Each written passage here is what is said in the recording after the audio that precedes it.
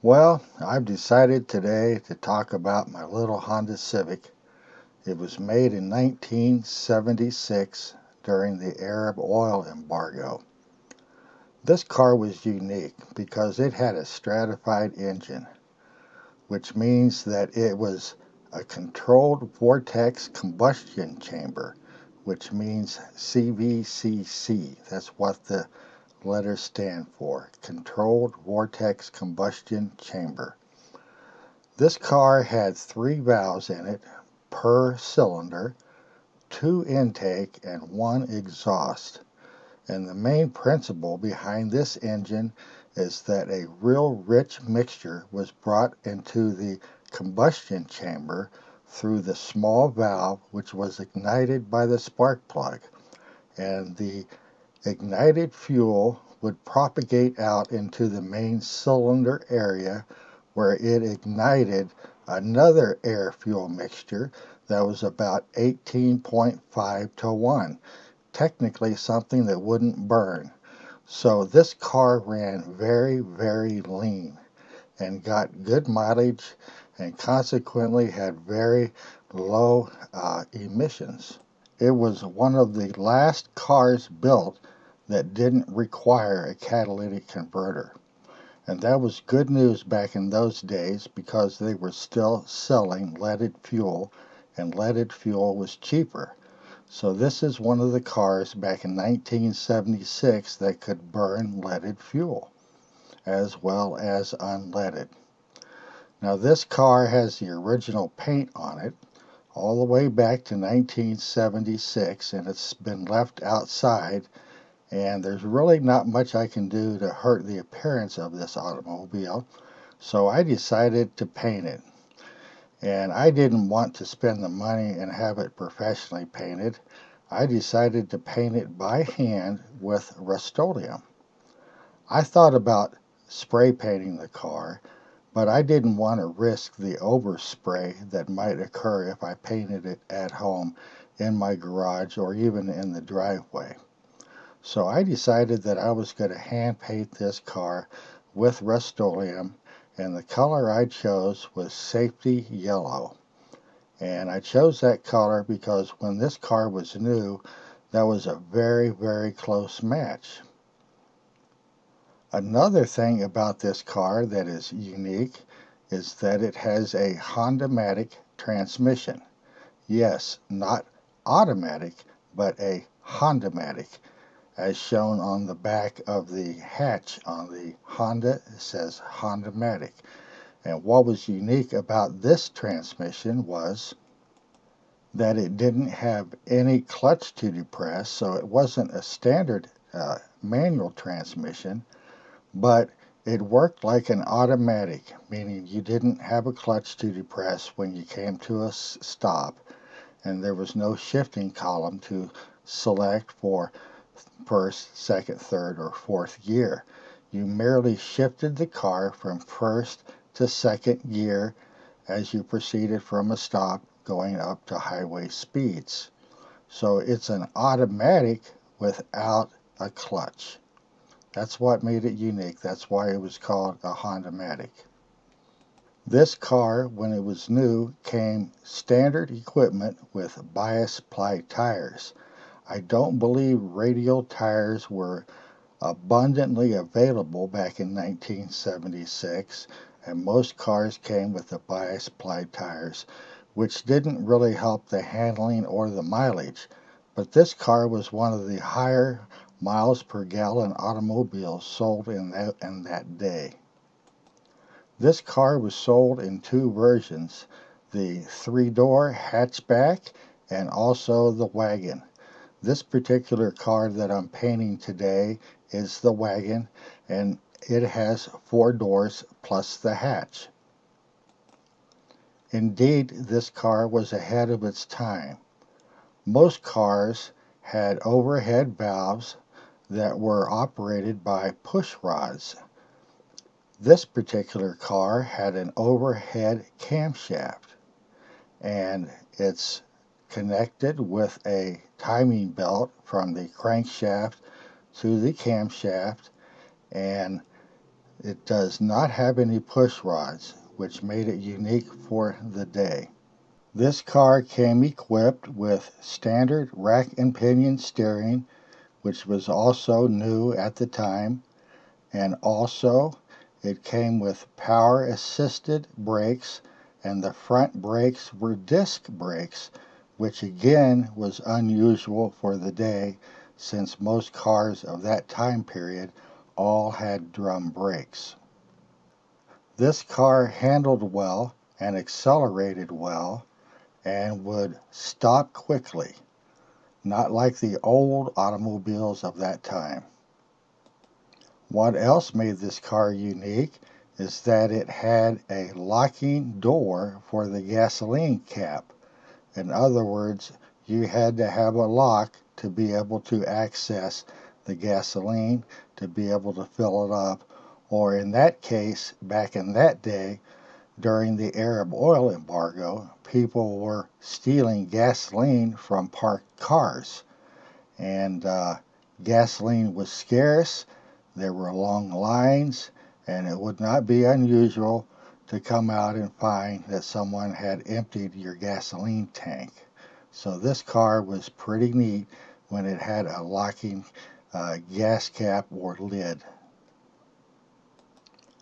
I have been the original owner of this automobile, and unfortunately it's been stored outside and there has been some damage to it.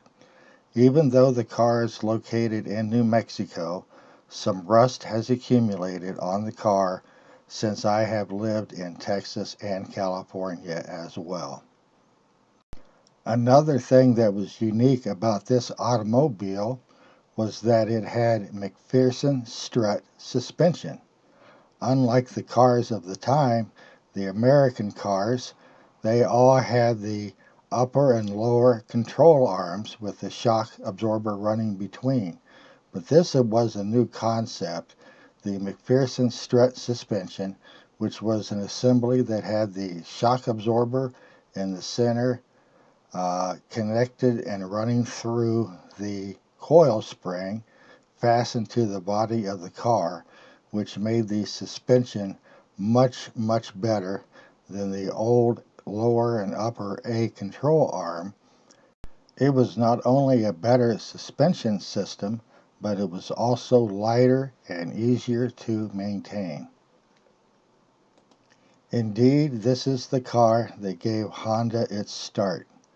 The Honda CVCC Controlled Vortex Combustion Chamber Honda-matic transmission automobile, a real winner of its day. Now that I've got most of the technicalities out of the way for this automobile, I decided to hand paint this car because the parts are really not available for it anymore. Not in the junkyard, not in the wrecking yard, and certainly not from the dealership.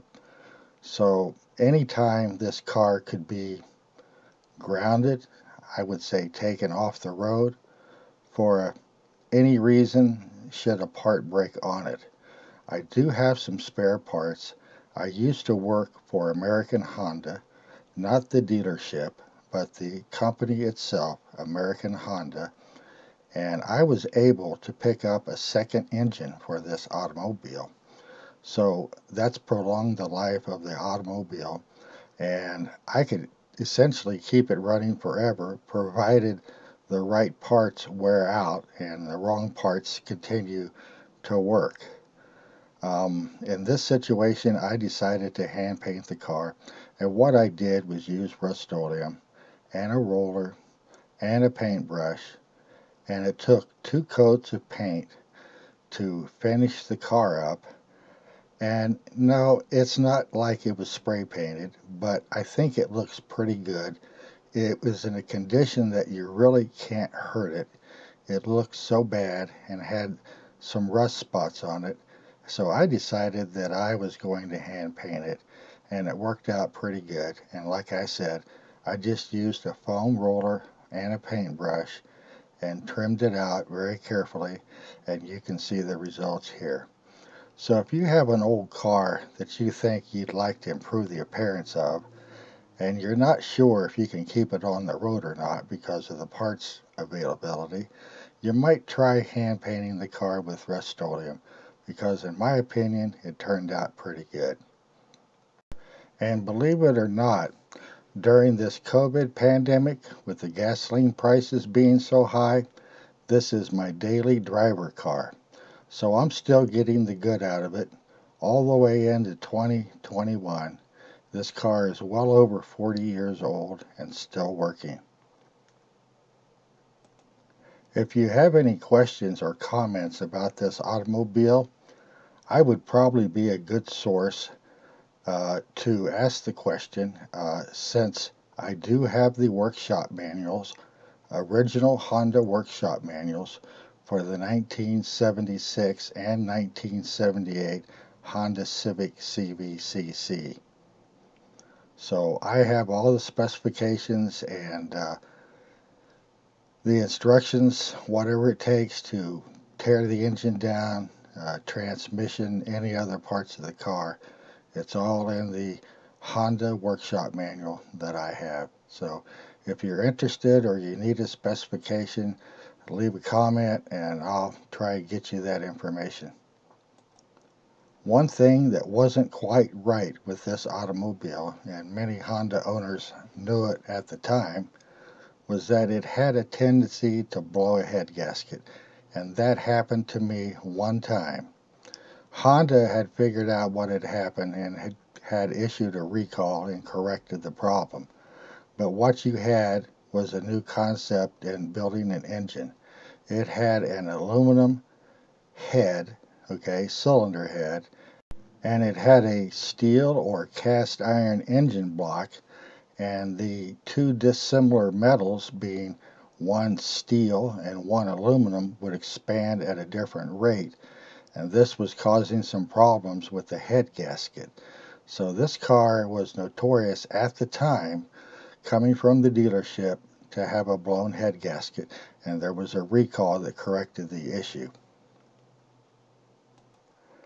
This particular car that I'm painting today came with a dealer air conditioner. Factory air was available, but neither one of the air conditioners worked that well. It was just too small of an engine. The engine was a 1500 cc motor. Actually, I think 1475 cc was a correct displacement.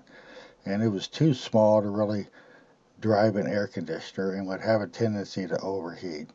So I removed the air conditioner from the car, and it has vents on the hood that allow fresh air to come in through the vents inside the automobile. You can see the scoops on the hood.